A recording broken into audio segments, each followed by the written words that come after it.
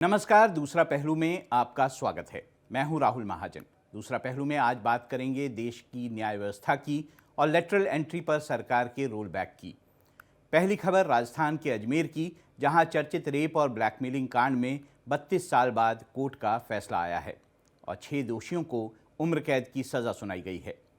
इस खबर का दूसरा पहलू ये है कि क्या 32 साल बाद मिले इंसाफ को आप इंसाफ कह सकते हैं? आखिर जघन्य अपराधों में भी पीड़ितों को वक्त पर इंसाफ क्यों नहीं मिल पा रहा?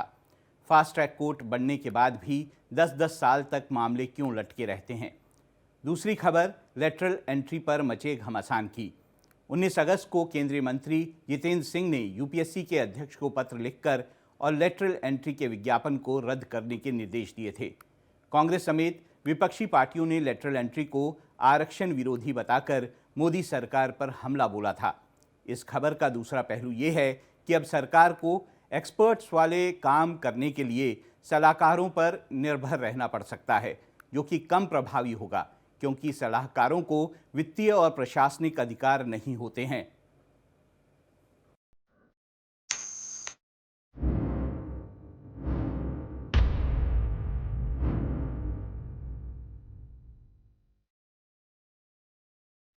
कोलकाता से लेकर महाराष्ट्र के बदलापुर तक बेटियों के साथ दरिंदगी को लेकर देश में आक्रोश चरम पर है। कोलकाता में लेडी डॉक्टर की रेप के बाद हत्या कर दी गई तो बदलापुर में 2 मासूम बच्चियों का यौन उत्पीड़न किया गया। बच्चियों के साथ बढ़ते अत्याचार को लेकर समाज और पूरा सिस्टम कटघरे में है।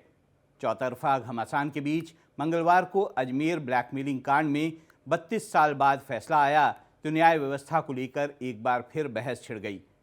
पहले देखिए पूरी खबर।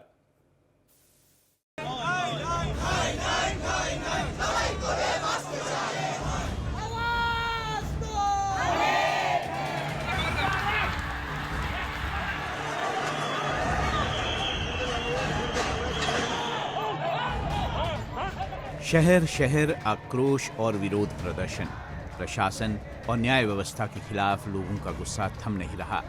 कोलकाता में लेडी डॉक्टर को मेडिकल कॉलेज के अंदर दरिंदगी का शिकार बनाया गया तो बदलापुर में प्राइवेट स्कूल में मासूम बच्चियों से छेड़छाड़ की गई। अकोला में भी जिला परिषद स्कूल के टीचर पर छात्राओं से छेड़छाड़ और अश्लील वीडियो बनाकर यौन उत्पीड़न का संगीन आरोप लगा है। रोंगटे खड़े कर देने वाली ये घटनाएं हमारे समाज और कानून व्यवस्था पर बदनुमा दाग हैं। कब तक हम रुकते, कब तक हमें रुकना था और कितने डॉक्टरों को इस तरह से सहना था? इसके लिए हमने सेंट्रल प्रोटेक्शन एक्ट की डिमांड की है, जिसमें अभी तक सिर्फ वर्बल अश्योरेंस से कुछ भी रिटर्न में होम मिनिस्ट्री या हेल्थ मिनिस्ट्री के द्वारा नहीं मिला है। इसलिए हमने ये प्रोटेस्ट जारी रखा है। हमारे यहाँ ये 5वां दिन है प्रोटेस्ट का और हमें न्याय की उम्मीद है, क्योंकि हमारे इस प्रोटेस्ट की वजह से, इस अहिंसक शांतिपूर्ण प्रोटेस्ट की वजह से कहीं ना कहीं हमने देखा है कि सुप्रीम कोर्ट ने सुओ मोटो कॉग्निजेंस लिया। कोलकाता रेप मर्डर केस पर सुप्रीम कोर्ट ने भी संज्ञान लिया है। मामले की जांच सीबीआई के हाथ में है। इसके बावजूद डॉक्टरों का विरोध प्रदर्शन नहीं थम रहा, क्योंकि शायद देश की न्याय व्यवस्था पर लोगों का भरोसा नहीं है।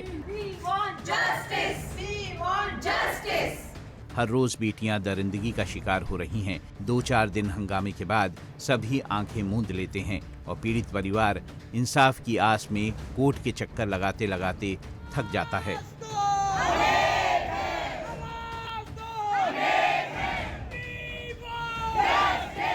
देश में न्याय व्यवस्था का ताज़ा उदाहरण है अजमेर सेक्स स्कैंडल। देश के सबसे बड़े सेक्स स्कैंडल में जिला कोर्ट ने 32 साल बाद 6 आरोपियों को उम्र कैद की सज़ा सुनाई है। सोचिए, क्या ये आपको इंसाफ लगता है? पीड़ित लड़कियों की पूरी जिंदगी बर्बाद हो गई। 6 पीड़ित लड़कियों ने आत्महत्या कर ली। कोर्ट के चक्कर लगाकर थक चुकी कई लड़कियों ने बयान बदल लिए। दूसरी तरफ आरोपियों ने अपनी आधी जिंदगी मजे से गुजार ली, तब जाकर कहीं कोर्ट का फैसला आया है। मैं नफीस चिश्ती, सलीम, नसीम टारजान, सोहेल गनी और आपके इकबाल भाटी और जमीर चिश्ती, ये मुलजमान अरेस्ट हुए। इनकी ट्रायल हुई। जमीर चिश्ती एंटीसिपेटरी बेल पे था, उसकी ट्रायल हुई। ट्रायल होने के बाद में आज 30 साल बाद में ये फैसला आया है और इस फैसले में सभी मुलजमान को 376, 120 बी, 376 IPC, 37 IPC के तहत आजीवन कारावास की सजा दी गई है और 5 लाख रुपए जुर्माना किया गया है। आइए पहले आपको बताते हैं कि अजमेर सेक्स स्कैंडल और ब्लैकमेलिंग कांड क्या था। शर्मसार कर देने वाला मामला साल 1990 से 1992 के बीच का है। रसूखदार रईसजादों ने स्कूल कॉलेज की 17 से 20 साल की छात्राओं को फंसाया। अलग अलग स्कूलों की 100 से ज़्यादा छात्राओं का ब्लैकमेल कर यौन शोषण किया गया। छात्राओं की न्यूड तस्वीरें खींची गई और ब्लैकमेल कर कई बार रेप किया गया। न्यूड तस्वीरें सर्कुलेट होने के बाद मामले का खुलासा हुआ था। साजिश में शामिल रईसजादे न्यूड तस्वीरों के नेगेटिव और हार्ड कॉपी लेने स्टूडियो जाते थे। दरिंदगी की खबरें आम हो गई थीं। इस बीच फोटो स्टूडियो के लड़कों ने न्यूड तस्वीरों की सैकड़ों कॉपी छापकर मार्केट में बेच दी, जिसके बाद 6 लड़कियों ने आत्महत्या कर ली। तत्कालीन भैरव सिंह शेखावत जी की सरकार ने इसमें CID CB को ये मामला ट्रांसफ़र किया। क्राइम ब्रांच में जब इसकी जांच हुई तो इसमें जांच में इन्होंने 8-9 आदमी गिरफ्तार किए गए। उनके खिलाफ ट्रायल चली, जिसमें तत्कालीन अनवर, फारूक, हरीश, पुतन, शमशुर्फ मैराडोना और कैलाश, इन सब लोगों को यहाँ से ट्रायल चलने पर तत्कालीन जज कन्हैयालाल जी व्यास द्वारा आजीवन कारावास की सज़ा से दंडित किया गया। छात्राओं के साथ दरिंदगी में अजमेर शरीफ दरगाह के खुद्दाम ख्वाजा परिवार के युवा भी शामिल थे। सियासी वर्चस्व और संपन्न परिवारों के सामने पुलिस भी बेबस नजर आई। तत्कालीन मुख्यमंत्री भैरव सिंह शेखावत के सख्त रुख के बाद भी पुलिस बुत बनी रही। अखबारों में कई रिपोर्ट छपने के बाद जांच टीम एक्शन में आई। तत्कालीन राज्य सरकार ने मामले की जांच CBCID को सौंपी। कई पीड़ित लड़कियों ने रसूखदारों की धमकी से डरकर मुंह बंद कर लिया। कुछ परिवारों ने हिम्मत की और पुलिस केस किया। 6 महीने में CBCID ने अपनी जांच रिपोर्ट सौंपी।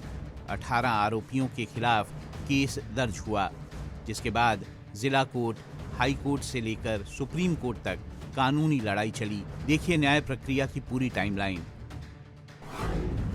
18 मई 1998 को फास्ट ट्रैक कोर्ट ने पहला फैसला सुनाया। सभी को उम्र कैद की सजा दी। 20 जुलाई 2021 हाई कोर्ट ने फैसला सुनाया, जिसमें 4 को बरी कर दिया गया। 19 दिसंबर 2003 को सुप्रीम कोर्ट ने 4 दोषियों की उम्र कैद की सजा को 10 साल कर दिया। एक आरोपी पुरुषोत्तम ने 1994 में जमानत पर बाहर आने के बाद आत्महत्या कर ली।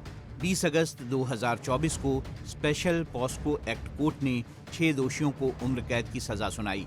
2 आरोपियों पर अभी भी केस चल रहा है, जबकि एक आरोपी अलमस महाराज अभी भी फरार है। 6 अभियुक्त जिनके विरुद्ध विचारण चल रहा था, सभी को 376/120B भारतीय दंड संहिता में दोषी माना है और प्रत्येक को 5 लाख रुपए अर्थदंड से दंडित किया गया है।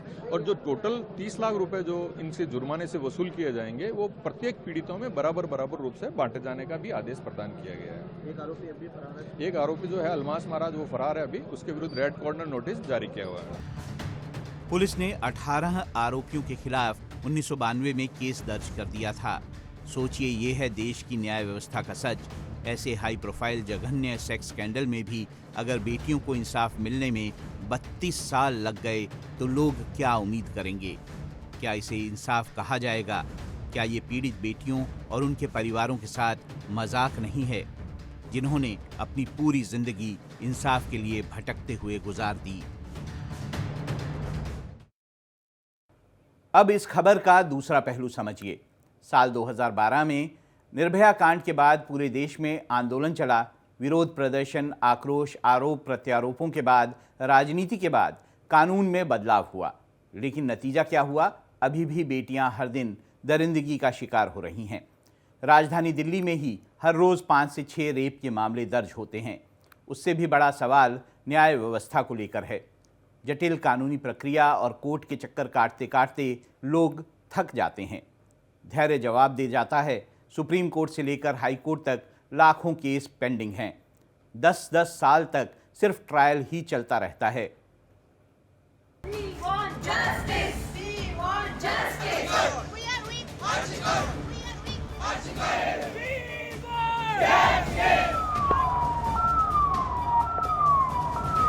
रेप और गैंगरेप की बढ़ती घटनाओं और बेटियों के साथ दरिंदगी को लेकर देश में एक बार फिर उबाल है।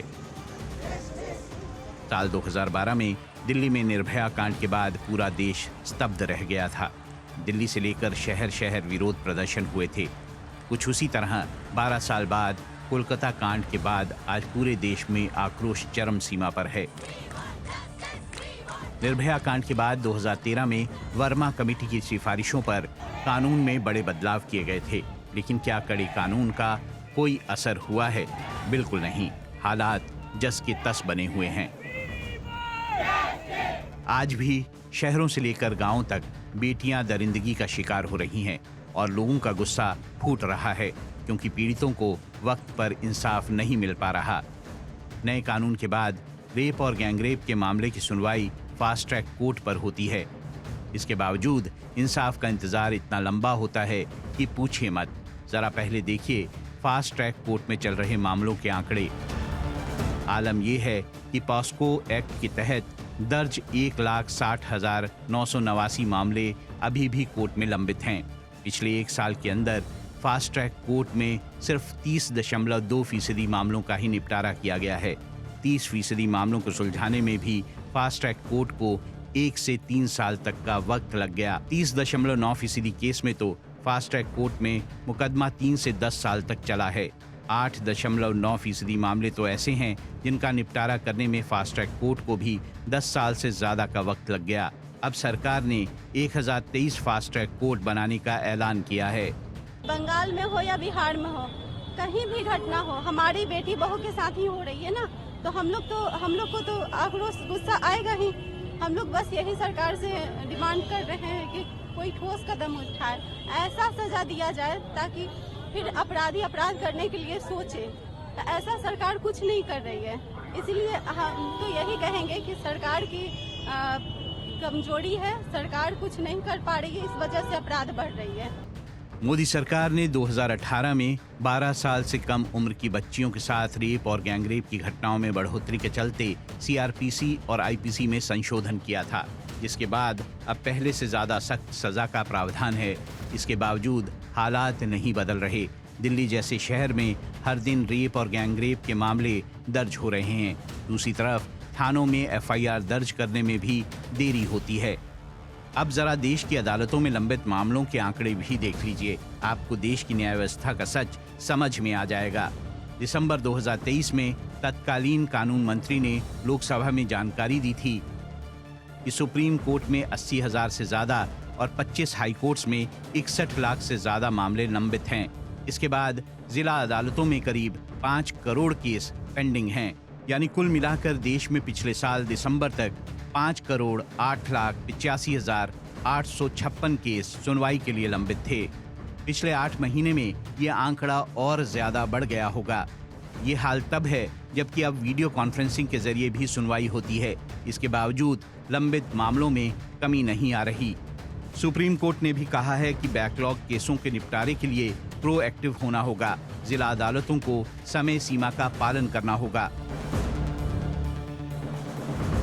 देश में महिलाओं के ऊपर अत्याचार हो रहा है, रेप की घटनाएं बढ़ गई है, तो कहीं न कहीं जो देश में बैठे हुए, जो सत्ता में बैठे हुए लोग हैं, उनके द्वारा कोई भी कदम नहीं उठाया गया महिलाओं की सुरक्षा के लिए।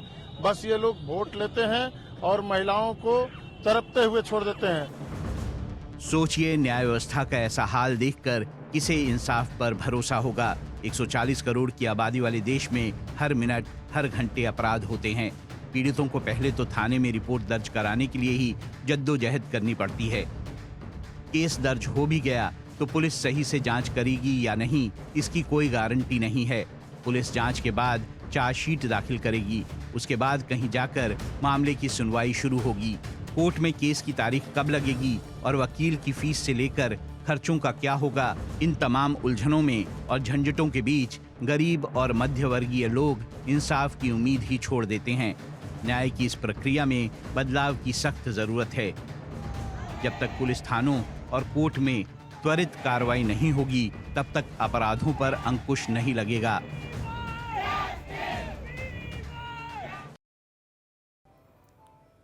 अब बात लेटरल एंट्री की। कार्मिक और लोक शिकायत राज्य मंत्री जितेंद्र सिंह ने सोमवार को संघ लोक सेवा आयोग के अध्यक्ष को एक पत्र लिखा और लेटरल एंट्री विज्ञापन को रद्द करने का निर्देश दिया। दरअसल 17 अगस्त को जारी विज्ञापन में संयुक्त सचिव, निदेशक और उप सचिव के 3 स्तरों पर पदों को लेटरल एंट्री के जरिए भरने के लिए आवेदन मांगे गए थे। ये सभी सरकारी विभागों के भीतर अहम निर्णय लेने वाली भूमिकाएं हैं। विपक्षी पार्टियों ने लेटरल एंट्री के जरिए सीधी भर्ती का विरोध किया और आरोप लगाया कि ये शेड्यूल कास्ट और शेड्यूल ट्राइब और ओबीसी का आरक्षण खुलेआम छीना जा रहा है। सरकार के रोल बैक पर कहा जा रहा है कि चुनाव के दौरान संविधान और आरक्षण को लेकर विपक्ष के हमलों की वजह से सरकार को कदम पीछे खींचने पड़े हैं।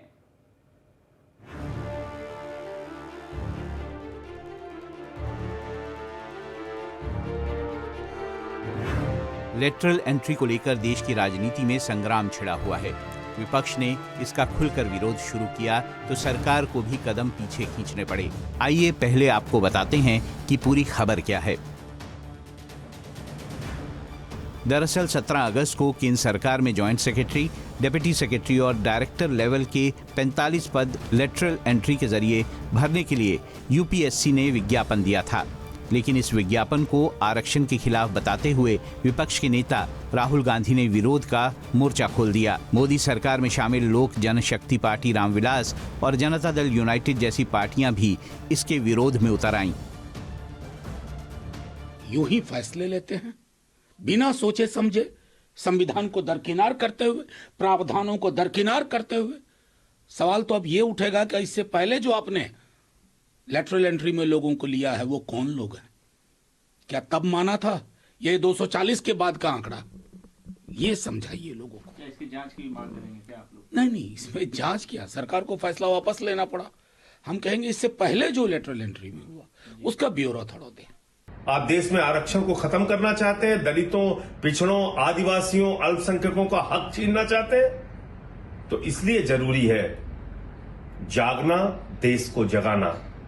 आज मजबूरी में आप सब ने इतना हल्ला मचाया, तो मजबूरी में अभी ये पता चल रहा है कि फौरी तौर पे लेटरल एंट्री करने का आदेश रद्द किया जा रहा है, लेकिन सावधान रहिएगा।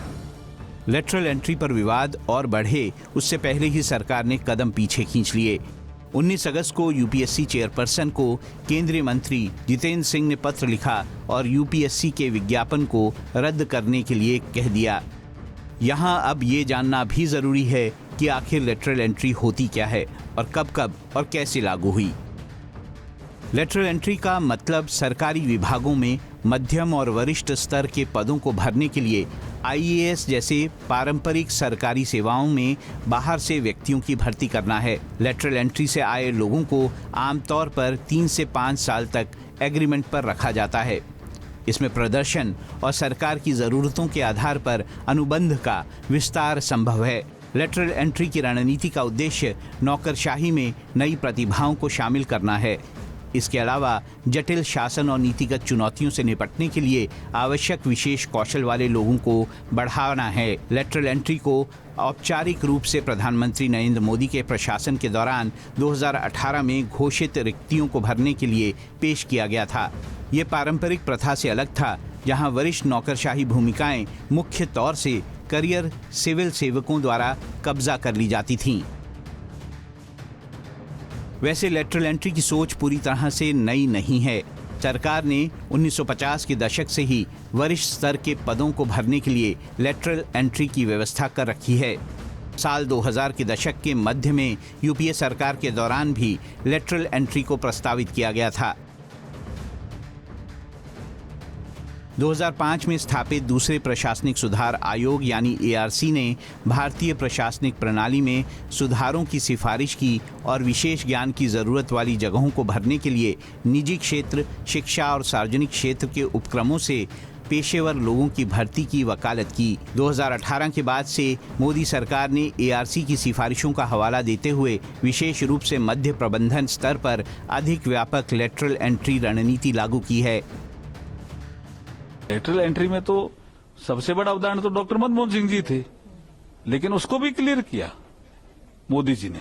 और आपने कल जो लेटर जो जारी हुआ उसमें देखा होगा कि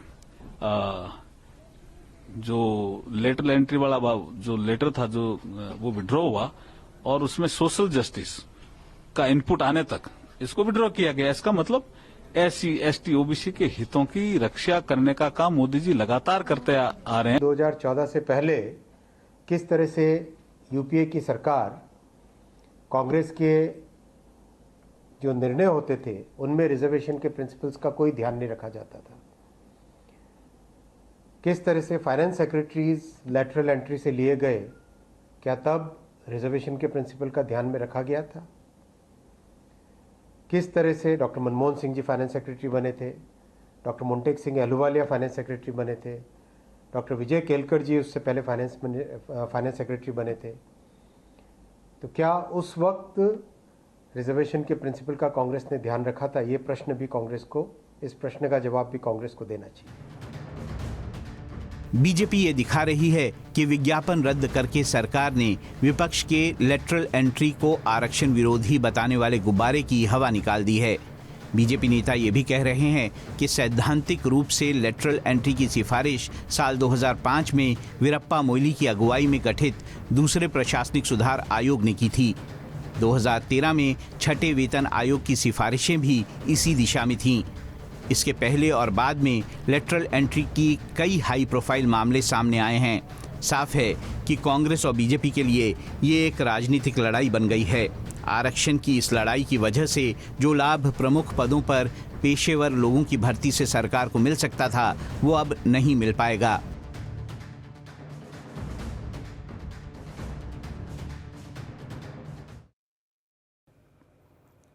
इस खबर का दूसरा पहलू ये है कि रोलबैक की वजह से सरकार को कुछ एक्सपर्ट वाले कामों के लिए सलाहकारों पर निर्भर रहना पड़ सकता है, जो कि कम प्रभावी होगा, क्योंकि सलाहकारों को वित्तीय और प्रशासनिक अधिकार प्राप्त नहीं होते। साथ ही उन्हें निर्णय लेने के अधिकार के बिना विशेष सेवाएं प्रदान करनी होती हैं। वैसे भी निजी क्षेत्र में काम करने वाले विशेषज्ञ केवल देश की सेवा भाव से प्रेरित होकर ही लेटरल एंट्री के जरिए सरकार में शामिल होते हैं, क्योंकि उन्हें इसमें निजी क्षेत्र के मुकाबले आर्थिक और बाकी सुविधाओं का नुकसान ही उठाना पड़ता है।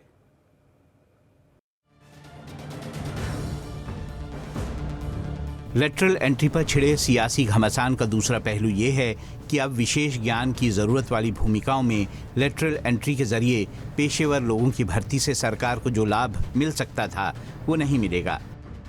वित्त आयोग के अध्यक्ष अरविंद पनगड़िया ने भी नौकरशाही में लेटरल एंट्री के विज्ञापन को वापस लेने के सरकार के फैसले पर निराशा व्यक्त की है। उन्होंने इसे एक ऐसा कदम बताया है जिसने महत्वपूर्ण राजनीतिक विवाद को जन्म दिया है। पनगड़िया ने शासन सुधारों की आवश्यकता पर जोर देते हुए कहा है कि लेटरल एंट्री हालांकि सीमित है, लेकिन ये सरकार में प्रतिभा लाने की दिशा में एक बहुत ज़रूरी कदम है। जानकार सरकार में विशेषज्ञों को लाने के महत्व पर जोर देते हैं। उनका तर्क है कि नौकरशाह विशेषज्ञ कौशल हासिल कर सकते हैं, लेकिन वरिष्ठ विशेषज्ञता के साथ बाहरी प्रतिभा को लाना भी उतना ही जरूरी है। लेटरल एंट्री लगातार होती रही है। आप जानते हैं कि मनमोहन सिंह टीचर थे और फिर बाद में वो फाइनेंस सेक्रेटरी बनते हैं, मोन्टेक सिंह अहलूवालिया बनते हैं, तमाम तरह के ऑफिसर्स आते रहे हैं। डेयरी डेवलपमेंट में वर्गीज कुरियन आते हैं, जो आधार कार्ड बनाने वाली जो भारत की सबसे बड़ी संस्था उसमें नीलेकनी आते हैं। तो सैकड़ों इस तरह के अधिकारी आते रहे, लेकिन पहली बार उसमें सोशल जस्टिस का कंपोनेंट इंट्रोड्यूस किया गया है।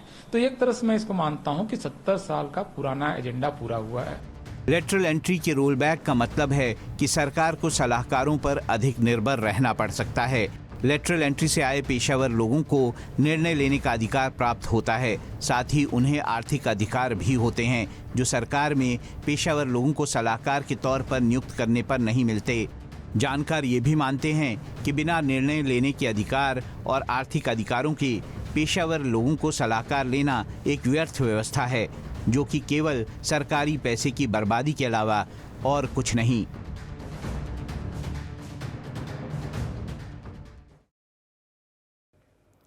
अब आपको दिखाते हैं एक ऐसी खबर जिसे देखकर आपके चेहरे पर मुस्कान तो आएगी, लेकिन साथ ही आपको ये सोचने पर भी मजबूर करेगी। खिलौने या किसी सामान के लिए आपने अक्सर बच्चों को रूठते देखा होगा, लेकिन क्या आपने किसी एक टीनेज लड़के को आईफोन के लिए भूख हड़ताल पर बैठे देखा है। लड़का अगर किसी अमीर घराने का होता तो भी समझ आता है। इस लड़के की माँ फूल बेचकर परिवार को पाल रही है। उसने किसी तरह एक एक रुपये जोड़े थे, लेकिन बेटे की जिद के सामने माँ बेबस हो गई। टीनेज लड़के ने माँ की गाढ़ी कमाई आईफोन पर उड़ा दी। नोटों की गड्डी के साथ दुकान पर पहुंचे लड़के का वीडियो सोशल मीडिया पर वायरल हो रहा है। लोग वीडियो पर तरह तरह के कमेंट कर रहे हैं। सवाल ये है कि क्या बच्चों की ऐसी जिद ठीक है? दूसरी तरफ सोशल मीडिया, रील्स और शॉर्ट्स की लत को लेकर भी सवाल उठ रहे हैं। सोशल मीडिया ने युवाओं को किस कदर बिगाड़ दिया है, ये इसका उदाहरण है। महंगे शौक और दिखावे के चक्कर में वो अपनी ज़िंदगी बर्बाद कर रहे हैं।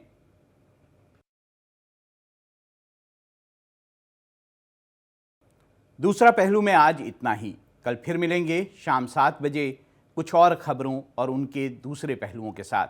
तब तक मुझे यानी राहुल महाजन को दीजिए इजाज़त, लेकिन आप बने रहिए हमारे साथ, क्योंकि इंडिया डेली पर अभी बाकी हैं कई और खबरें।